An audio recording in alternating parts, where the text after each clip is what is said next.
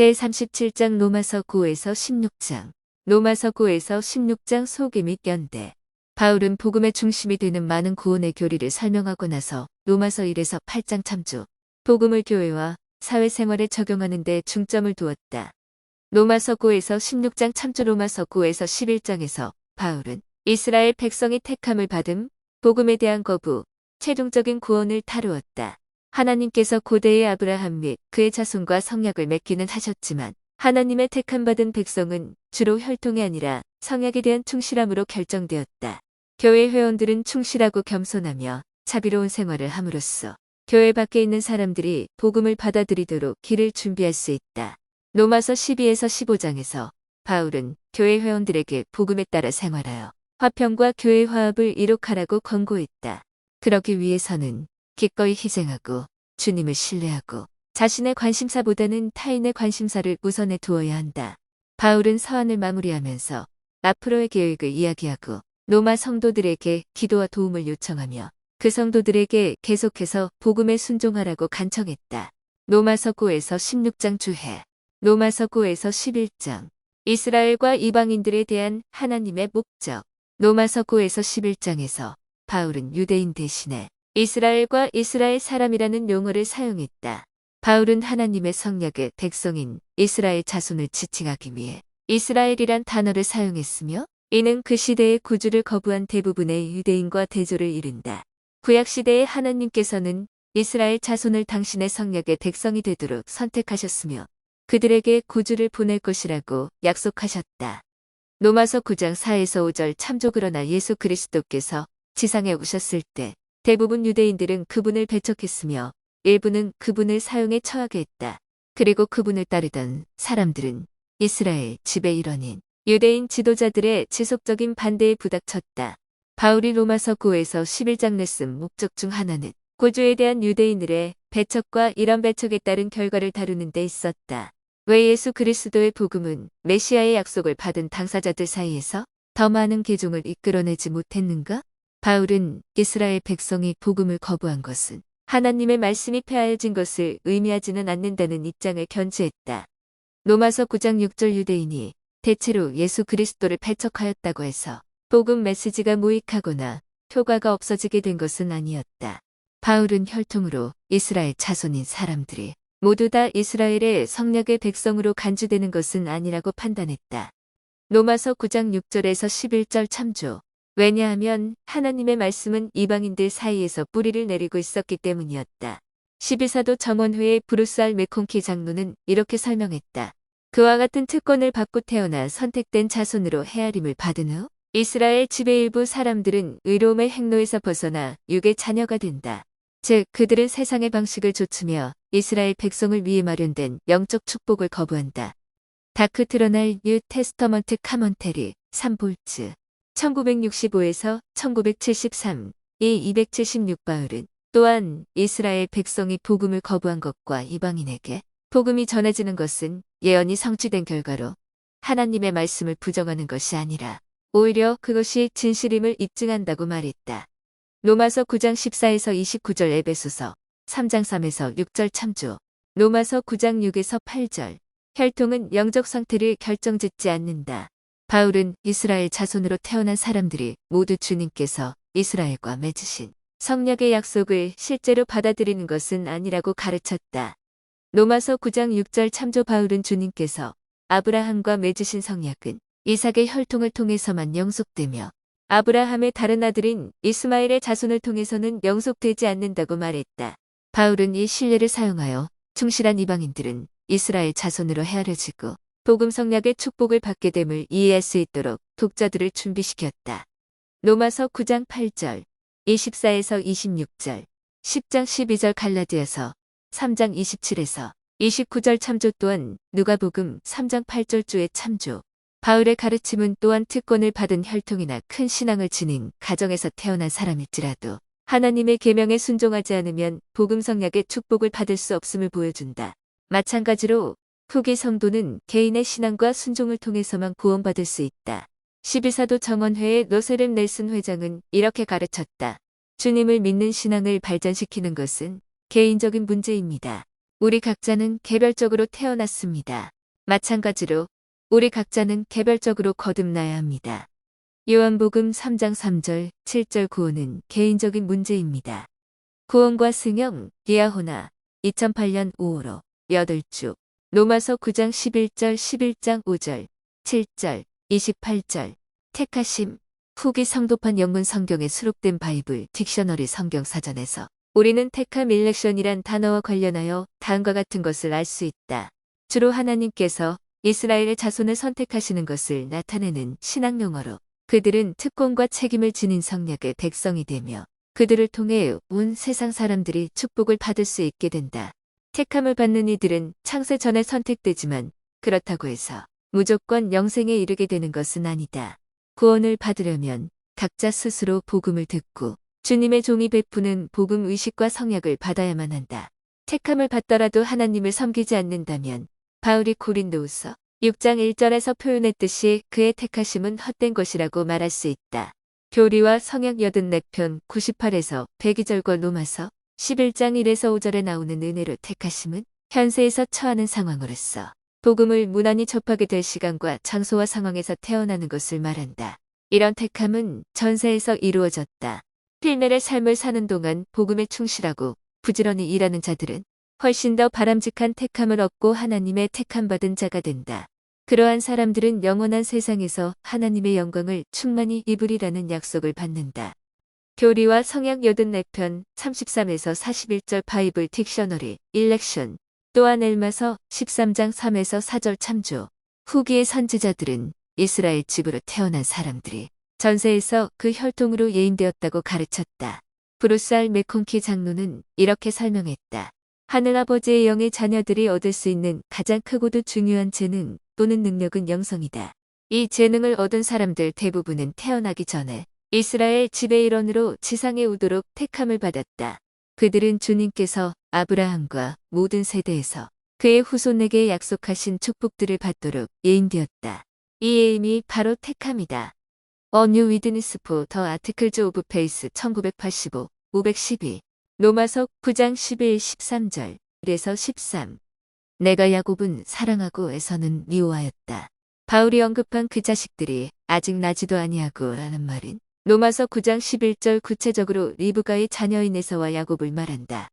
또한 창세기 25장 21에서 26절 참조. 그런 후 바울은 말라기 1장 2에서 3절에 나오는 말을 다음과 같이 인용했다.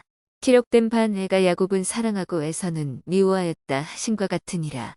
로마서 9장 13절 하나님께서 미워할 형제와 사랑할 형제를 선택하셔야 했다는 것은 이상하게 여겨진다. 사실 여기서 사용된 그리스어 단어는 우리가 사용하는 것과 같은 의미로 미워하다를 뜻하지만 미워하다로 번역된 히브리어 어원을 보면 거기에는 거부, 강한 불쾌감 또는 매우 일반적으로는 덜 사랑함을 포함하여 미묘하게 다른 의미가 많이 담겨 있었다. 브루스 알 메콘키 장로는 로마서 9장 11에서 13절에 나오는 바울의 말에 대해 이렇게 설명했다. 하나님께서는 야곱과 에서가 아직 리브가의 태내에 있는 동안에 현세의 일에 관하여 두 사람 다 그 어떤 우선적인 지위를 얻기도 전에 먼저 야곱을 선택하셨다. 왜 그렇게 하셨을까? 그것은 순전히 전세의 문제이다. 야곱은 에서보다 더 큰 영적 능력을 지니고 이 세상으로 왔다. 그는 특별한 일에 예임되었으며 선택된 능력으로 봉사하도록 택함을 받았다. 그런 후 하나님께서는 무한한 지혜와 미리하는 지식으로 자신을 섬기려 하는 용감한 영들, 고귀하고 위대한 영들을 야곱의 혈통을 통해 지상으로 보내셨다. 덜 용감하고 헌신적인 영들은 에서를 통해 지상으로 왔다. 그러므로 당연히 야곱의 자손 중 많은 이들이 현세에서 의로웠으며 에서의 자녀 중 많은 이들이 악했다.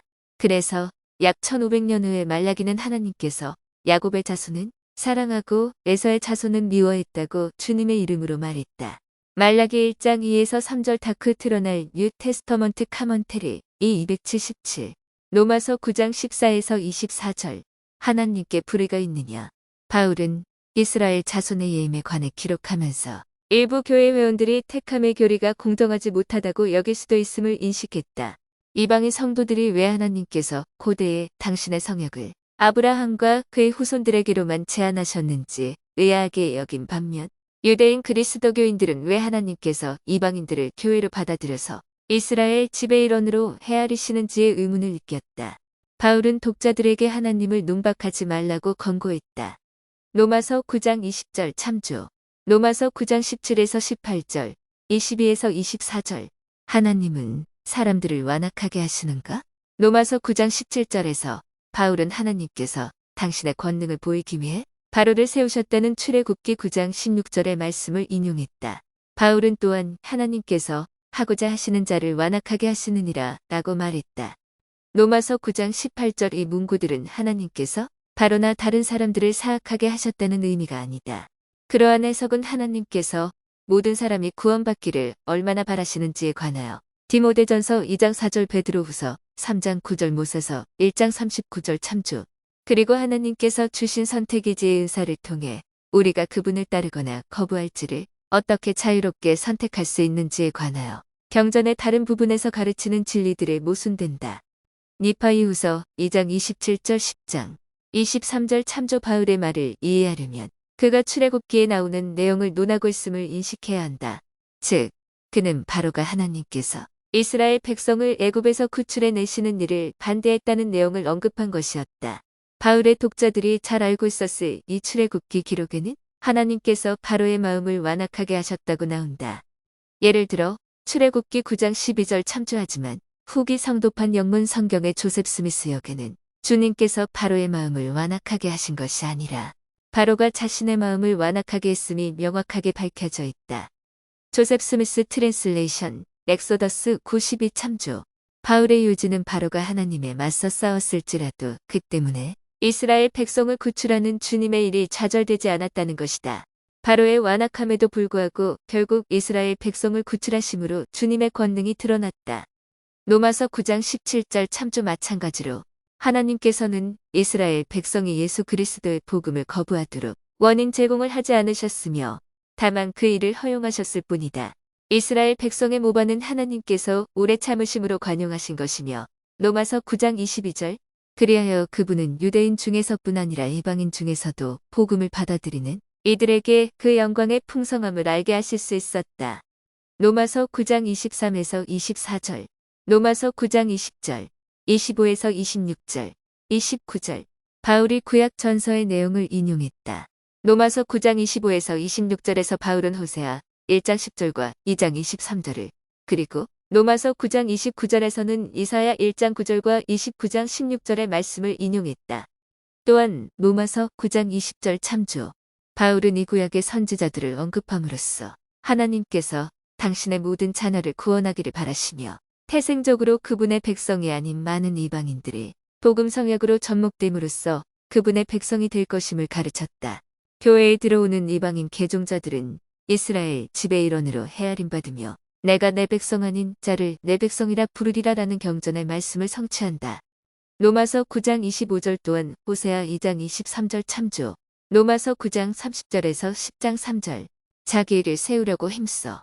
바울은 이스라엘 백성이 예수 그리스도를 믿음으로써가 아니라 행위로서 즉 의례와 모세 율법 준수를 통해 의를 추구했다고 기록했다.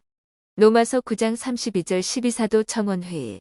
러셀 벨라드 장로는 후기 성도들이 이따금 행위를 너무 많이 강조함으로써 이와 유사한 잘못을 한다며 다음과 같이 가르쳤다.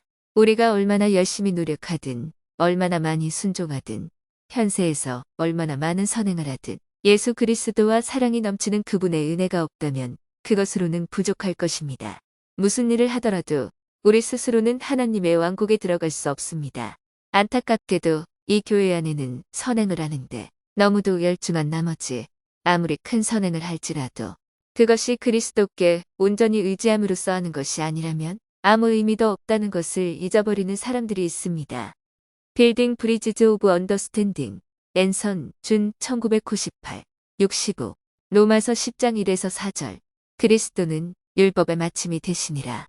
로마 성도들이 때로 유대인들에게 배척을 당했음에도 불구하고 바울이 계속해서 유대인들을 사랑하고 존중하며 그들의 구원을 염려했음을 알 수 있다. 로마서 10장 1에서 3절 참조. 그는 많은 유대인들이 자기 일을 세우려고 힘쓴다고 말했다. 이는 그들이 유대인의 규범에 따라 스스로 의로워지려고 열심히 노력했음을 의미했다. 그들은 예수 그리스도의 복음인 하나님 위에 복종하지 않았다. 그들은 궁극적으로 참된 의로움에 이르도록 이끌어주는 복음을 거부했다. 로마서 10장 4절에서 마침이라는 단어는 종결, 성취 또는 궁극적 목적 혹은 기대하는 목표를 의미할 수 있다.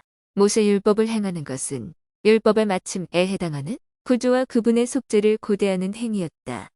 갈라디아서 3장 24에서 26절, 모사이아서 13장 28에서 33절, 16장 13에서 15절, 엘마서 25장 15에서 16절 참조, 로마서 10장 4에서 13절. 구원을 받기 위해 모든 사람은 반드시 그리스도를 믿는다고 시인해야만 하는가? 일부 기독교인들은 로마서 10장 9절에 나오는 바울의 말을 근거로 모든 사람은 구원을 받기 위해 자신이 예수 그리스도를 믿는다는 것을 말로 시인해야만 한다고 주장한다. 그러나 다른 경전 구절에서 보면 바울은 회개하고 침례와 성신을 받고 예수 그리스도의 가르침을 따르려고 노력하는 것 또한 꼭 필요한 일이라고 가르쳤다.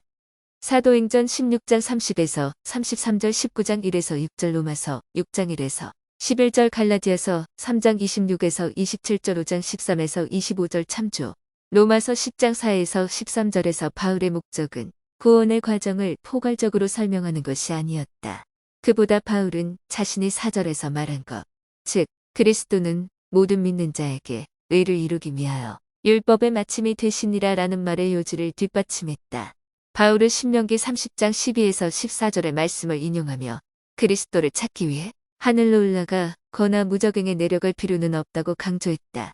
로마서 10장 6에서 7절, 그 대신 유대인이든 헬라인이든 모든 사람은 구주를 시인하고 그분을 믿을 때 마음속에서 그분을 찾을 수 있다. 로마서 10장 8에서 12절 참조, 12사도 정원회의 델린 H의 옥수장로는 구원의 요건을 다음과 같이 단언했다. 저는 전체적인 성경의 가르침과 현대의 계시를 통해 받은 설명에 근거해 볼 때 예수 그리스도의 속죄를 통해 죄로부터 정결하게 된다는 것은 회개하고 침례받고 성신을 받으라는 주님의 계명에 순종함으로써 나타내 보여야 하는 신앙, 즉 죄 지은 사람 각자의 신앙에 근거를 두고 있다는 것을 간증합니다. 사도행전 2장 37에서 38절 참조, 예수께서는 이렇게 가르치셨습니다. 진실로 진실로 내게 이르노니 사람이 물과 성령으로 나지 아니하면 하나님의 나라에 들어갈 수 없느니라. 요한복음 3장 5절 또한 마가복음 16장 16절, 사도행전 2장 37에서 38절 참조, 이같이 권세 있는 자의 손으로 거듭남을 이미 받은 믿음 있는 자들은 이미 죄로부터 조건적으로 구원을 받았다고 말할 수 있지만 우리가 필멜의 시험을 계속적으로 요구되는 회개와 충실함과 봉사와 끝까지 견딤으로 완수할 때까지는 궁극적으로 구원받은 것이 아닙니다. 당신은 구원을 받으셨습니까? 성도일벗 1998년 7월호 59에서 60조, 로마서 10장 14에서 15절. 좋은 소식을 전하는 자. 12사도 정원회의 쿠엔틴의 쿡 장로는 로마서 10장 14에서 15절에 나오는 바울의 말이 복음을 나누는 일의 중요성을 어떻게 강조하는지를 다음과 같이 가르쳤다. 많은 훌륭한 교회 회원들이 그들의 이웃이나 동료들 사이에서 위장을 하고 있습니다. 그들은 자신들이 어떠한 사람이며 무엇을 믿는지 다른 사람들에게 알리지 않습니다. 더 많은 회원들이 회복의 메시지를 알리는 일에 동참해야 합니다. 로마서 10장 14절은 이에 관해 다음과 같이 말합니다. 그런즉 그들이 믿지 아니하느니 그 구주를 말함을 어찌 부르리요. 듣지도 못한 이를 어찌 믿으리요. 전파하는 자가 없이 어찌 들으리요. 15절에는 이사야서에서 언급된 훌륭한 메시지가 담겨 있습니다. 아름답도다 좋은 소식을 전하는 자들의 발이요. 또한 이사야 52장 7절 참조. 회원들이 이 축복을 성취하려면 발을 움직이고 목소리를 높여야 한다는 것이 밝혀졌습니다. 두려움이 아닌 신앙으로 생활하십시오. 리아호나 2007년 11월호 72쪽. 로마서 10장 17절. 믿음은 그리스도의 말씀을 들음에서 나며 바울은 하나님의 말씀을 듣는 것이 예수 그리스도에 대한 신앙을 발전시키는데 필수적이라고 가르쳤다. 이 가르침은 안식일과 다른 교회 모임에 참석하는 것이 신앙의 발전에 중요한 역할을 한다는 것을 이해하는 데 도움이 된다. 12사도 정원회의 로버트 D. 헤일즈 장로는 이렇게 가르쳤다. 사도 바울은 로마인들에게 다음과 같이 썼습니다. 믿음은 들음에서 나며 들음은 그리스도의 말씀으로 말미암았느니라. 로마서 10장 17절. 주 예수 그리스도를 믿는 신앙을 찾는 첫 번째 단계는 그분의 종들, 즉 선지자들의 입으로 전해진 그분의 말씀이 여러분의 마음을 감동시키게 하는 것입니다. 그러나 그 말씀들이 여러분을 변화시킬 수 있다고 생각하여? 단지 여러분의 마음을 감동시키는 것만으로는 충분하지 않습니다. 우리는 우리의 역할을 다해야 합니다. 또한 구주 자신이 말씀하신 것처럼 귀 있는 자는 들어야 합니다. 마태복음 11장 15절 바꾸어 말하면 듣는 것에는 적극적인 노력이 필요합니다. 그것은 배운 것을 진실되게 받아들이고 그것을 주의 깊게 생각하며 마음속에서 그것을 연구하는 것을 의미합니다. 선지자 이노스가 배운 것처럼 복음에 대한 다른 사람들의 간증이 우리 마음 깊이 스며들게 이노스서 1장 3절 하는 것을 의미합니다. 주 예수 그리스도를 믿는 신앙을 찾음 리아후나 2004년 11월호 70일에서 72쪽 로마서 11장 1에서 6절 이스라엘의 남은 자 많은 유대인들이 예수님을 구주로 받아들이지 않았지만 바울은 하나님께서 당신의 택하신 백성을 버리지 않으셨다고 설명했다. 그 증거로서 바울은 자기 자신이 이스라엘 자손이라고 말했다.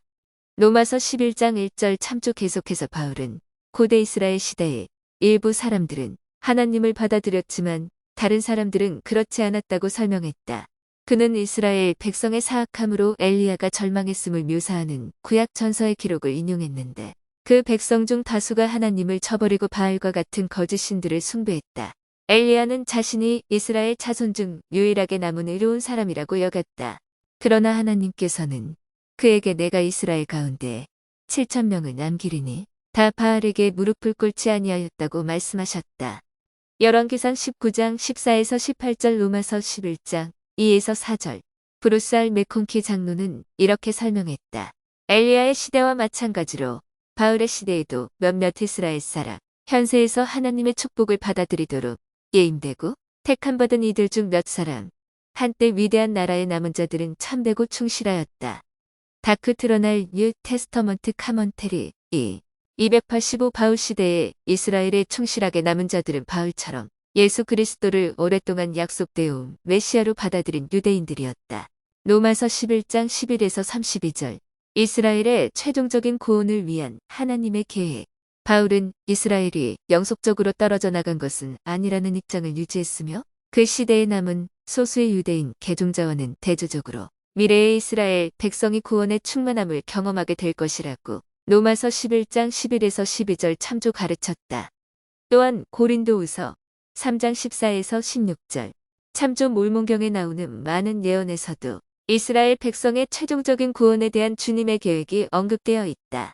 예를 들어 니파이는 이렇게 말했다. 이스라엘의 집에 속한 자들은 희미한 데서와 캄캄한 데서 인도되어 나와서 주께서 그들의 구주시여 그들의 구속주 곧 이스라엘의 능한 자인 줄 알게 되리이다. 니파이전서 22장 11에서 12절 예수께서는 니파이 백성들에게 몰문경의 출현을 포함하여 후기의 교회를 회복하는 것이 이스라엘 백성을 모으고 구속하는 주님의 계획의 일부라고 가르치셨다. 이는 세상 사람들에게 그분의 약속이 성취되기 시작했음을 알리는 신호가 될 것이었다.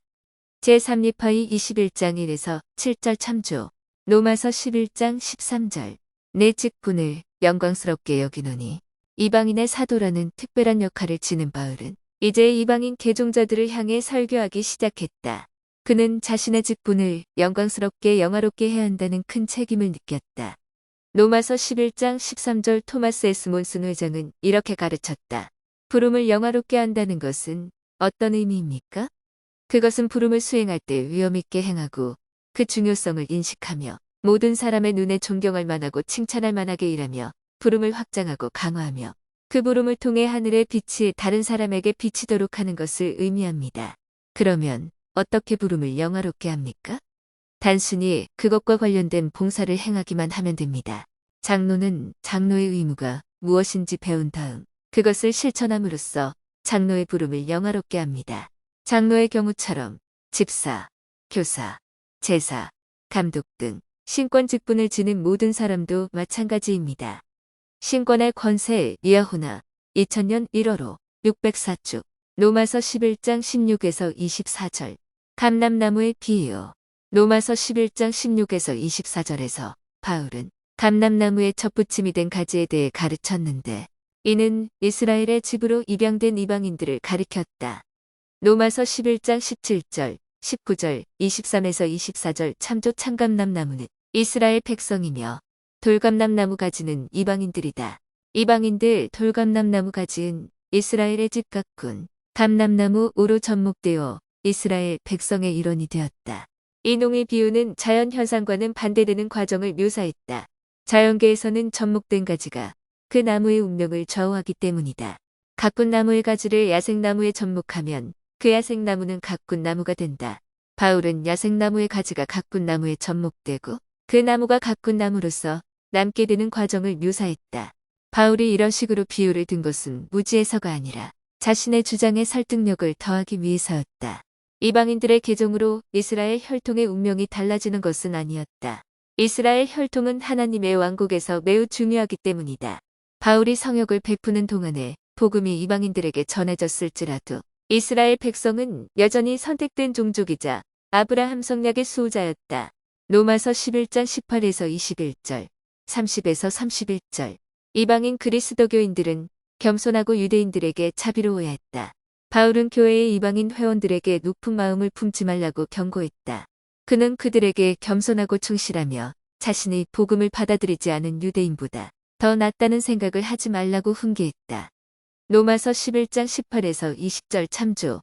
바울은 이방인 그리스도교인들이 유대인에게 자비와 친절을 보임으로써 유대인들이 결국 복음을 받아들이고 주님의 자비를 얻도록 길을 예비할 수 있다고 설명했다. 로마서 11장 30에서 31절 참조. 만일 이방인 회원들이 교만하다면 그들은 회개하지 않는 유대인과 같은 운명에 처하게 되며 하나님의 왕국으로부터 차단될 것이다. 높은 마음, 즉 교만하지 말라는 이 경고는 주님을 사랑하고 하나님의 면전에 돌아가기를 소망하는 모든 사람이 주의해야 하는 내용이다. 역사적으로 볼 때 이후 이방인 그리스도인들은 대부분 바울의 권고를 따르지 못하고 유대인들을 강력히 거부하였다. 그리스도교인들이 정치 권력을 보유한 다수 집단이 된 이후로 수백 년에 걸쳐 그들 사이에 증오의 참 반유대인 표현이 생겨났고 그 결과 유대인들을 향한 폭력이 초래되었다. 몰몬경의 선지자 니파이는 이렇게 기록했다. 너희 이방인들아, 너희는 나의 옛 성약의 백성 유대인들을 기억하였느냐? 아니라 너희는 그들을 저주하였고 그들을 미워하였으며 그들을 회복하려 애쓰지 아니하였느니라. 그러나 보라, 나주가 나의 백성을 잊지 아니하였음이니라. 내가 내 말과 이스라엘의 집에 속한 내 백성을 대적하였사오는 자들에게 내가 하나님임과 내가 아브라함과 성약하기를 내가 영원토록 그의 자손을 기억하겠다고 하였음을 보여주리로다. 니파이후서 29장 5절, 14절, 로마서 11장 22절. 바울은 하나님의 인자하심과 준엄하심을 모두 언급했다. 여러분은 왜 바울이 대조적인 표현을 사용하여 하나님을 묘사했다고 생각하는가? 이 선고는 여러분의 삶에서 어떤 의미를 띠는가? 로마서 11장 25절. 이방인의 충만함. 브루스 알 맥콘키 장로는 이방인의 충만함이 의미하는 바를 다음과 같이 설명했다. 유대인들이 복음을 듣도록 정해진 시기 또는 때가 있었으며 그 후에 이방인들이 먼저 복음을 접할 시기가 도래했다. 이방인의 때는 우선권에 따라 복음이 그들에게 전해지는 시기이며 이는 그들이 진리를 받아들일 기회를 충분히 누릴 때까지, 다시 말해서 이방인의 충만함이 이를 때까지 계속될 것이다. 그런 후에 복음 메시지는 다시금 유대인들에게 전해질 것이다. 여기서 말하는 유대인은 하나의 국가이자 백성을 의미한다. 다크 트러날 뉴 테스터먼트 카먼테리 290 이방인의 때에 관하여 더 많은 통찰을 얻으려면 누가복음 21장 24절 조회를 참조한다. 로마서 12장 1에서 2절. 너희 몸을 산제물로 드리라. 12사도 정원회의 디토드 크리스토퍼슨 장로는 이렇게 가르쳤다. 우리 몸은 우리 영의 도구가 되므로 육신을 최대한 잘 보살펴야 합니다. 또한 타인에게 봉사하고 그리스도의 일을 진척시키기 위해 육신의 힘을 성별해야 합니다. 바울은 말했습니다. 그러므로 형제들아, 내가 하나님의 모든 자비하심으로 너희를 권하노니 너희 몸을 하나님이 기뻐하시는 거룩한 산제물로 드리라. 이는 너희가 드릴 영적 예배니라. 로마서 12장 1절. 성별된 삶을 고찰하며 리아호나 2010년 11월호 17쪽. 바울은 우리 몸을 산제물로 드리는 것에 대해 말하면서 동물을 제물로 바쳤던 구약의 관습에 빗대었다. 러셀 넬슨 회장은 이렇게 가르쳤다. 우리는 지금도 희생을 바치라는 계명을 받고 있으나 동물의 피를 흘려서 바치라는 계명은 받고 있지 않습니다. 우리가 자신을 좀 더 신성하고 거룩하게 할 때 가장 높은 차원의 희생이 이루어지게 됩니다. 우리는 하나님의 계명에 순종함으로써 그렇게 합니다. 그러므로 순종과 희생의 율법은 뗄 수 없게 연관되어 있습니다. 우리가 이런 계명과 또 다른 여러 계명을 지킬 때 우리에게는 놀라운 일이 생깁니다. 우리는 단련받게 됩니다. 우리는 제자가 됩니다. 우리는 좀 더 신성하고 거룩하게 되어 우리 주님처럼 됩니다. 입으로부터 배우는 교훈, 성도의 벗, 1989년 1호로 96쪽, 로마서 12장 3절, 16절, 높은 데 마음을 두지 말고 도리어 낮은 데 처하며. 바울은 교회 회원들에게 오만하거나 자기 자신을 높게 생각하지 말고 비천한 사람들을 포함하여 모든 부류의 사람들과 기꺼이 어울리라고 권고했다. 로마서 12장 3절, 16절 참조 본부 청년회장단의 일원으로 봉사했으며 토마스 S. 몬슨 회장의 딸이는 엠틱 자매는 자신의 아버지가 어떻게 이런 이상의 본보기가 되는지를 다음과 같이 말했다. 제 아버지는 사회 각계각층의 친구분들이 계십니다. 아버지의 친구분 중 한 분에 대해 말씀드리고 싶은데 그분은 사람들이 여기 내 형제 중에 지극히 작은 자 하나라고 여길 만한 분입니다. 그분의 성함은 에드 에릭슨이었습니다. 제 아버지보다는 거의 20살 정도 연상이셨습니다. 거의 100년 전에 그분은 조산아로 태어나셨는데 그 때문에 몇 가지 합병증을 겪으셨습니다. 그분은 앞을 잘 보지 못하셨고 대학교에서 공부하고 배울 기회도 없었습니다. 제 아버지는 그분의 충실한 친구였습니다. 아버지는 그분이 자기 자신을 가치 있는 사람으로 여기도록 적극적으로 방법을 찾아 나섰습니다. 아버지는 종종 그분에게 일거리를 주시려고 비둘기장을 청소하고 우리 집의 넓은 뜰에서 허드레디를 거들게 하셨습니다. 그분은 체구가 컸고 보통 사람과는 다르게 보였으며 별로 말씀이 없으셨습니다. 그저 맡은 일을 묵묵히 하셨고 우리와 함께 식사를 하셨으며 그런 후에 아버지는 그분을 집으로 데려다 주셨습니다. 해마다 이런 일들이 몇 차례 있었습니다. 나중에는 아버지께서 토를 쿠의 손주들을 데리고 서커스나 루데오에 가실 때면 그 친구분도 늘 오셔서 우리와 함께 팝콘과 음료수를 드셨습니다. 그분은 3년 전에 향년 96세로 별세하셨습니다. 만일 여러분이 그분의 장례식에 참석했더라면 지금껏 이 세상에 살았던 가장 위대한 사람 중 한 사람의 장례식이라고 생각했을 것입니다. 그리고 실제로도 그랬습니다. 그것은 제 아버지의 평생직의 친구인 에드 에릭슨의 장례식이었습니다. 마이 파더 이즈 어 프로페 브리검령 유니버시티에서 아이다호 디보셔널 FEB 19 2008 로마서 12장 4에서 8절. 우리는 서로 지체가 되었느니라.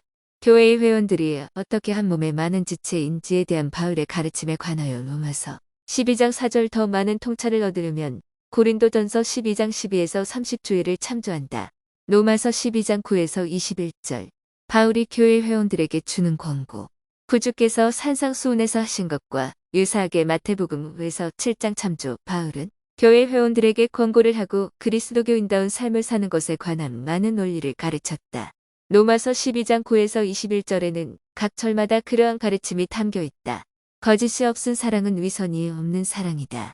로마서 12장 9절 교리와 성약 121편 41절 높은 데 마음을 두지 말고 도리어 낮은 데 처하. 라는 바울의 권고는 로마서 12장 16절 마태복음 5장 46에서 47절에 나오는 세리들 경멸받은 사람들에게까지도 친절하라는 구주의 훈계와 유사하다. 로마서 12장 14에서 15절 21절에 나오는 바울의 말은 마태복음 5장 44절 모사이아서 18장 9절 교리와 성약 42편 45절의 가르침과 호응한다. 로마서 12장 18절. 바울은 이 선구에서 어떤 권고를 했는가? 로마서 12장에 나오는 어떤 가르침이 여러분이 이 권고를 따르는데 도움이 되겠는가? 로마서 13장 1에서 7절. 각 사람은 위에 있는 권세들에게 복종하라. 로마서 13장 1에서 7절에 대한 후기 성도판 영문 성경의 조셉 스미스 역을 보면 바울이 이 선구들에서 언급한 내용은 정부 당국뿐만 아니라 교회에서 권세를 지닌 자들을 따를 때도 적용됨을 보여준다. 예를 들어 선지자 조셉 스미스는 조셉 스미스역 로마서 13장 1절에 교회에서라는 말을 추가하였으며 그 문장은 다음과 같다. 교회에서 권세는 하나님으로부터 나지 않음이 없나니 조셉 스미스역 로마서 13장 4절에는 칼리 막대기로 수정되었다. 조셉 스미스역 로마서 13장 6절에는 조세가 헌납으로 수정되었다. 이 선구들에는 또한 제자가 국민으로서 지는 책임에 대해 신약 전서에 나오는 가장 명백한 서술 중 일부가 담겨 있다. 바울이 지역 통치자들에게 복종하라고 그리스도교인들에게 권고한 데는 몇 가지 훌륭한 이유가 있었다. 로마 통치자들은 치안을 유지하고 사회 불안을 가라앉히는 데 높은 우선순위를 두었으며 신속하고 폭력적으로 반란을 진압하였다. 바울의 성역 초반에 로마에 있는 유대인 사회에서 일어난 소요로 한동안 그 도시에서는 모든 유대인이 추방되었다. 사도행전 18장 2절 참조.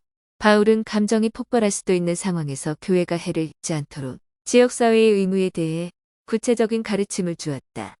6에서 10절, 13에서 14절 참조 위에 있는 권세들에게 복종하라라는 바울의 권고는 로마서 13장 1절 다음과 같이 신앙개조 제12조에 나오는 원리를 반영한다. 우리는 왕, 대통령, 통치자, 장관에게 복종할 것과 법률을 순종하고 존중하며 지지할 것을 믿는다. 바울은 정부 당국을 하나님께서 정하신 바와 하나님의 일꾼으로 묘사함으로써 로마서 13장 1절, 6절 권능을 행사하는 위치에 있는 모든 사람은 하나님께 책임이 있으며 하나님께서 허락하시는 한도 내에서만 권한을 지닌다는 점을 인정했다. 요한복음 19장 11절 참조. 바울이 성도들에게 정부 당국에 복종하라고 권고한 지 10년이 채 지나지 않아서 팔레스타인에 사는 유대인들이 로마의 반란을 일으켰으며 그 결과로 예루살렘 성전이 파괴되었다. 열심당원들은 마지막 처한 거점인 여기에 나오는 사해 근방의 마사다, 산꼭대기 요새를 퇴각했으며 결국 주후 73년에 로마군에게 패배하였다. 로마서 13장 12절, 빛의 갑옷. 로마서 13장 12절에 나오는 바울의 비유는 에베소서 6장 11에서 17절에 나오는 비유와 유사한데 그는 독자들에게 하나님의 전신 갑주를 입으라라고 촉구했다. 로마서에서 바울은 독자들에게 악행을 버리고 빛의 갑옷으로 무장하라고 훈계했는데 아마도 여기서 빛은 세상의 빛이자 생명이신 예수 그리스도를 가리키는 것 같다. 12사도 정원회의 로버트 D. 헤일즈 장로는 이렇게 가르쳤다. 형제 자매 여러분, 빛과 암흑의 이 마지막 최대의 격전에서 저는 그리스도 예수의 제자로 고난을 받는 디모데후서 2장 3절 기회를 갖게 된 것에 감사함을 느낍니다. 바울과 함께 저도 다음과 같이 선언합니다. 밤이 깊고 낮이 가까웠으니 그러므로 우리가 어둠의 일을 벗고 빛의 갑옷을 입자. 로마서 13장 12절 예수 그리스도께서 세상의 빛이요 생명이시라. 참으로 결코 어두워질 수 없는 무궁한 빛이시라는 것을 모사히 하서 16장 9절 특별한 간증으로서 전합니다. 어둠에서 나와 그의 놀라운 빛으로 이야호나 2002년 7월호 79주. 로마서 13장 14절. 정욕을 위하여 육신의 일을 도모하지 말라. 육신의 일을 도모하지 말라라는 바울의 권고는 로마서 13장 14절 우리의 생각을 다스리는 것이 유혹을 잘 견디는데 결정적인 역할을 한다는 진리를 반영한다. 도모 프로비전 로 번역된 이 그리스어 단어는 사전의 고려함을 의미한다. 사람들이 유혹에 굴복할 때 그것은 종종 그들이 그 유혹에 대해 곱씹으며 죄를 범하는 것을 생각했기 때문이다. 보이드 K. 패커 회장은 우리의 생각을 다스릴 수 있는 한 가지 방법을 다음과 같이 제시했다. 유혹이 다가올 때 머릿속에서 그 유혹을 지워버리는 방법이 있습니다. 예를 들어 좋아하는 찬송가를 부를 수 있습니다. 여러분을 주도하는 것은 여러분의 정신입니다. 여러분의 몸은 정신을 위한 도구입니다. 합당하지 못한 생각이 여러분의 정신을 파고들 때 여러분만의 방법으로 그 생각을 지워버리십시오. 합당한 음악은 힘이 강력하여 여러분이 생각을 통제하는 데 이용합니다. 기도와 속삭임, 리아호나 2009년 11월호 45주. 로마서 14장 1절에서 15장 3절. 의견을 비판하는 문제에 대처함. 바울은 교회의 일부 회원들이 모든 것을 먹은 반면 다른 회원들은 채소만 먹는다고 설명했다.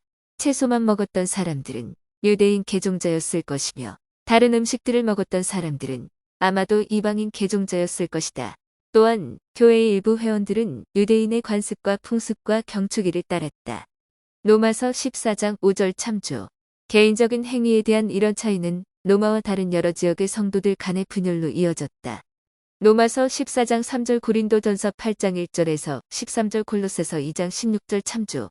이 문제에 응하여 바울은 식습관과 그 밖의 행위에 관한 많은 개인적인 선택 문제가 특정한 계명으로 이야기된 적이 없다고 가르쳤다. 그러므로 이런 일은 개인과 주님 사이에서 결정해야 할 문제였다. 로마서 14장 6에서 8절 참조 바울은 우리가 사적인 해석을 교회 회원들에게 강요하거나 다른 방식으로 생활하는 사람들을 심판해서는 안 된다고 가르쳤다. 로마서 14장 10에서 15절 참조 또한 제3리파이 11장 40절 참조하지만 교회 회원들은 자신의 개인적인 행위나 습관이 다른 사람들에게 미치는 영향을 고려하고 일부 행위로 말미암아 다른 사람이 영적으로 실족할 수도 있다면 그런 행동을 기꺼이 그만두어야 한다. 로마서 14장 13에서 15절, 20에서 22절 고린도전서 8장 9에서 13절 참조교회에서 화평을 조성하고 덕을 세우는 것이 개인의 선호도를 유지하는 것보다 더 우선한다. 로마서 14장 19절 15장 1에서 3절 참조 몇몇 행동과 우선순위는 그저 단순히 다른 것들보다 더 중요하다. 로마서 14장 17절 19절 참조 로마서 15장 1절 약한 자의 약점을 담당하라. 바울은 믿음이 강한 우리는 마땅히 믿음이 약한 자의 약점을 담당하고 자기를 기쁘게 하지 말아야 한다고 가르쳤다. 로마서 15장 1절 고든 비 힌클리 회장은 교회의 강한 회원들이 그들과 달리 약하다고 여겨지는 사람들의 약점을 담당하는 것에 대해 다음과 같은 예를 전해주었다. 우리는 혼자가 아니라는 것을 기억하십시오. 우리는 많은 친구들과 함께하고 있습니다. 수많은 사람들이 주님의 가르침을 따르고자 노력하고 있습니다. 낙담한 어떤 선교사와 접견을 했던 일이 생각납니다. 그는 봉사하는 지역의 언어 문제로 어려움을 겪고 있었습니다. 그는 일할 마음을 잃고 집에 돌아가기를 원했습니다. 그가 속했던 선교부에는 180명의 선교사가 있었습니다. 저는 그에게 집에 돌아간다면 179명의 동반자들과의 신의를 저버리는 것이라고 말했습니다. 그들은 모두 그의 친구였습니다. 그들은 모두 그를 위해 기도하고 금식하고 그를 돕기 위해서라면 무슨 일이든 할 것이었으며 그와 함께 일하고 그를 가르치며 함께 기도할 것이었습니다. 그들은 그를 사랑했기 때문에 그가 언어를 배우고 성공하도록 도와줄 것이었습니다. 저는 그가 다른 선교사들 모두가 그의 친구라고 확신시켜 준 것을 받아들였다는 보고를 여러분께 드릴 수 있어서 기쁩니다. 그들은 그에게 도움을 주러 왔으며 그를 부끄럽게 하려는 것이 아니라 그를 강화하고자 했습니다. 혼자라는 절망적인 느낌이 그에게서 떠나버렸으며 그는 자신이 승리하는 팀의 일부라는 것을 깨닫게 되었습니다. 그는 성공적인 지도자가 되었고 그 후로 계속 지도자로 봉사했습니다. 그것이 바로 우리들이 모두 서로를 위해 해야 하는 일입니다. 바울은 로마인에게 이렇게 적어보냈습니다. 믿음이 강한 우리는 마땅히 믿음이 약한 자의 약점을 담당하고 그런 다음 그는 다음과 같은 의미 깊은 말을 덧붙였습니다. 자기를 기쁘게 하지 아니할 것이라. 로마서 15장 1절 서로를 강화함. 성도의 벗. 1985년 6월호 1에서 3쪽. 로마서 15장 4절. 경전은 배움과 위안, 소망의 원천이다. 바울은 경전이 우리의 교훈을 위하여 그리고 위안과 소망을 주기 위해 쓰였다고 말했다. 로마서 15장 4절 그런 후 바울은 이 진리를 예증하기 위해 구약 전서에 나오는 몇몇 성구를 인용하며 성도들에게 이방인들에 대한 선교 사업이 하나님의 계획에 따른 것이라고 확신시키고 교회의 모든 회원에게 서로를 받아들이라고 권고했다. 로마서 15장 9에서 12절 참조, 여기에 시편 18장 49절, 신명기 32장 43절 시편 117장 1절 이사야 11장 10절이 인용된 로마서 15장 13절. 이 선고에 따르면 우리는 어떻게 소망을 얻는가? 이 선고와 경전이 우리에게 소망을 줄 수 있다는 로마서 15장 4절의 말씀은 어떤 관계가 있는가? 로마서 15장 24, 28절. 바울은 서바나로 갔는가? 바울은 언젠가는 서바나 스페인로 가려고 했다. 로마서 15장 24절, 28절 참조 바울이 서바나로 갔는지 여부는 확실히 알려지지 않았지만 그가 이 소망을 성취했음을 암시하는 몇몇 증거가 다음과 같이 남아있다. 로마의 클레멘트는 주후 96년 무렵에 기록을 하면서 바울이 경계 또는 서쪽의 한계에 이르렀다고 말했다. 이는 로마보다는 스페인에 훨씬 더 잘 맞는 표현이다. 초기의 무라토리, 단편 뮤러토리엄 프라그먼트에서도 바울이 스페인을 방문했다고 나오지만 그 발언의 출처는 논쟁의 대상이 되고 있다. 리처드 로이드 앤더슨, 언더스탠딩 폴, 레브, 에드, 2007, 311에서 12, 로마서 16장 1에서 2절, 베베. 바울은 서한을 마치면서 베베라는 교회 회원을 추천했는데 그녀가 바울의 서원을 로마 성도들에게 전달한 심부름꾼이었음이 확실하다. 바울이 베베를 표현한 말로 보아 그녀가 갱그레아 교회의 일꾼이며 바울을 포함하여 많은 교회 회원들의 보호자 또는 후원자였음을 알 수 있다. 로마서 16장 1에서 2절 베베는 교회에서 여성들이 하는 중요하고도 신뢰받는 역할의 본보기이다. 베베에 대한 바울이 작성한 서면 승인은 다른 그리스도교 회중에게로 갈 때 추천서를 가지고 가는 초기 그리스도교인의 관습을 보여주는 한 가지 예이다. 고린도후서 3장 1절 참조의 관습은 회원 기록을 옮기고 성전 추천서를 휴대하는 교회의 현행 관습과 유사하다. 로마서 16장 22절 바울이 서기를 부려 서한을 작성함. 바울의 지시에 따라 이 서한을 작성한 서기는 로마인들에게 보내는 서한의 마지막에 다음과 같이 로마 성도들에게 전하는 자신의 인사말을 써넣었다. 이 편지를 기록하는 나 더디오도 주 안에서 너희에게 문안하노라. 로마서 16장 22절 베드로전서 5장 12절 비교 바울은 자신의 서한 중 다수 또는 전부를 서기를 시켜 작성했을 것이다. 고대 서기는 자신이 쓴 기록에 다양한 영향력을 끼쳤다. 보내는 자가 구술하는 대로 단어 하나하나를 정확하게 적는 서기가 있는가 하면 발성인이 작성한 초안을 수정하고 손질하는 서기도 있고 발성인이 준 메모나 지시를 사용하여 본문의 많은 부분을 직접 작성하는 서기도 있었다. 어느 방법이 사용되었든지 간에 발성인은 최종본을 보면서 자신의 의도대로 기술되었는지를 확인하게 된다.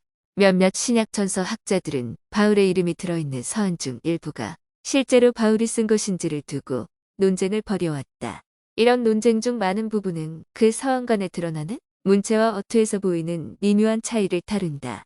하지만 이런 차이 중 다수는 바울이 각각 다른 때에 각각 다른 서기를 부렸으며 그들이 개인적으로 다양하게 관여했다는 점으로 설명될 수 있다. 생각해 볼 점. 택함의 교리는 여러분에게 어떻게 적용되는가? 그것은 여러분이 개인적으로 충실하게 생활하는 것의 중요성에 대해 무엇을 암시하는가? 교회 회원이 아닌 사람 중 여러분이 관심을 두는 이들을 생각해 보고 바울이 그 시대에 아직 복음을 받아들이지 않은 사람들에 관하여 이방인 그리스도교인들에게 어떤 권고를 했는지 숙고한다. 로마서 11장 18에서 21절, 30에서 31절 주에 참조 바울의 가르침은 아직 복음을 받아들이지 않은 사람들의 삶에 어떻게 축복이 될 수 있는가? 개인적인 도의심의 문제와 관련하여 바울이 교회 회원들을 지도하기 위해 가르친 원리들을 숙고해 본다. 로마서 14장 1절에서 15장 3절 참조 그 원리들은 어떤 옷을 입고 어떤 음식물을 먹고 마시며 안식일을 어떻게 준수하고 오락물과 기술을 어떻게 사용하는지 등에 관하여 여러분이 하는 선택에 어떻게 적용할 수 있는가? 제안과제. 로마서 10장 9에서 13절을 내세우며 우리가 구원받기 위해 해야 하는 일은 오직 예수, 그리스도를 믿는다고 구두로 시인하는 것뿐이라고 주장하는 사람에게 보내는 글을 로마서와 경전의 다른 부분에 나오는 성구들을 사용하여 적는다. 로마서 12에서 14장에서 여러분의 가족, 친구관계 또는 어디나 지부에서 더 많은 화평과 화합을 이룩하기 위해 적용할 수 있는 가르침을 하나 선택한다. 그 가르침을 한동안 실천한 후에 그 결과를 교사, 가족 또는 친구에게 보고한다.